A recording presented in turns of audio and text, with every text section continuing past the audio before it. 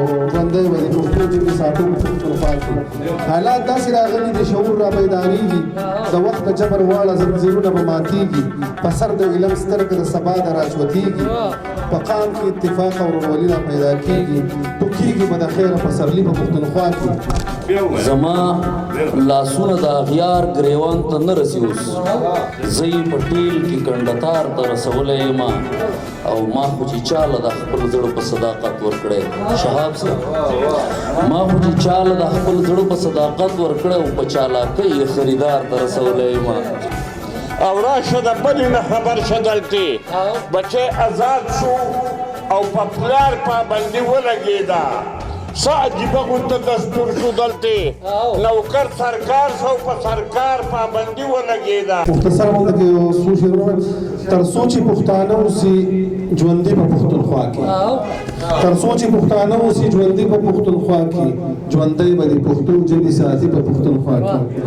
او دا ستا بچي ونه وایې پښتو چې در په در دي په مخ د دنیا خوار دي لوس لغړ دي او نهر دي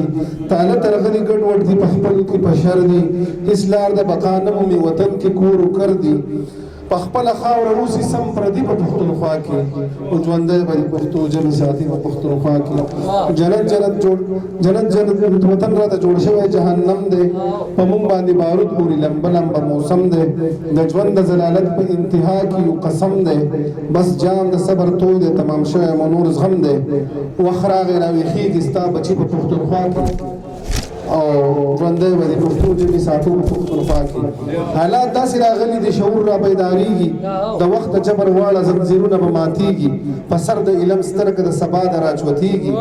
په قام کې اتفاق او ورورولي را پیدا کېږي ټوکېږي به د خیره پسرلي په پښتونخوا کې او ژوندی به د پښتو ژبې ساتي په پښتونخوا کې ډېر دا و ګران محترم مشر فضل احد صاحب د ژوند قصې که یو مقدار ته رسولی یم د ژوند قصې که یو مقدار ته رسولی یم او هره لحظه یې لکه دار ته رسولی یم او چې راستنېږم بلها مودې به نورې واخلي چې راستنېږم بلها مودې به نورې واخلي او زه مې فطرت داسې معیار ته رسولی یم مننه او اوس خو مې پرېږده وه چې اوس وځم لمبې واخلم اوس خو مې پرېږده وه چې اوس وځم لمبې واخلم اوس خو دې هسې هم انګار ته رسولی یم او ریباره وپوښته جانان چې زه یې یاد یم که نه ریباره وپوښته جانان چې زه یې یاد یم که نه که زه یې هم د ګوتو شمار ته رسولی یم مهرباني او زما لاسونه د اغیار ګریوان ته نه رسي اوس زما لاسونه د اغیار ګریوان ته نه رسي اوس زه یې په ټیل کې کنډتار ته رسولی یم او مهرباني او زما لاسونه د اغیار ګریوان ته نه رسي اوس زه یې په ټیل کې کنډتار ته رسولی یم او ما خو چې چاله د خپل زړه په صداقت ورکړی شهاب صاحب ما خو چې چاله د خپل زړه په صداقت ورکړی او په چالاکۍ یې خریدار ته رسولی یم ما خو چې چاله د خپل زړه په صداقت ورکړی او په چالاکۍ یې خریدار ته رسولی یم او اکبره ژوند د مفلسۍ داسې کانې کړي دي ممتاز صاحب اکبر ژوند د مفلسۍ داسې کانې کړي دي او لکه غلام یې هر بادار ته رسولی یم او لکه غلام یې هر بادار ته رسولی یم مننه ته سلامونه عرض دي ملګرو څو شعرونه درته وایم څه خپل او څه پردي به درته وایم مونږ چې راټول شو خلک وایي لیوني دي مونږ چې راټول شو خلک وایي لیوني دي څه شعرونه روغ څه لیوني به درته وایم زما استاد وایي علي حیدر اوسېږي د یوسفزو په وطن